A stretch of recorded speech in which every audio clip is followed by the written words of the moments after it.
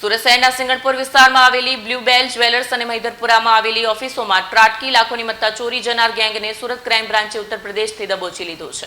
વિગતો અનુસાર ગત તારીખ 21/2/24ના રોજ કતારગામ આંબા તલાવડી પાસે આવેલી જ્વેલર્સની દુકાનમાંથી 12.26 લાખની ચોરી થઈ હતી। આ ગુનાની તપાસમાં લાગેલી ક્રાઇમ બ્રાન્ચની ટીમને ટેકનિકલ સર્વેલન્સ અને હ્યુમન સોર્સિસ દ્વારા બાતમી મળી હતી કે આરોપીઓ યુપીના ઝોનપુર ભાગી ગયા છે।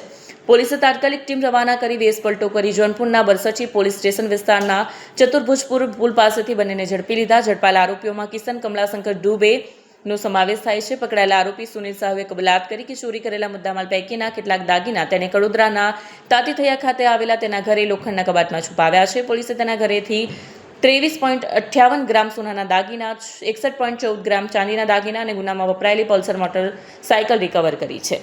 ઝડપાયેલો કિશન દુબે સુરતના અલગ અલગ પોલીસ સ્ટેશન જેવા કે અમરોલી, વરાછા, ગોડાદરા, પૂર્ણા, ઉત્તરાણ અને પાંદેસરામાં કુલ 10 ગુનાઓમાં સંડોવાયેલો છે। પોલીસે બંને આરોપીઓ પાસેથી 11.73 લાખનો મુદ્દામાલ કબજે કર્યો છે અને આગળની કાર્યવાહી હાથ ધરી છે।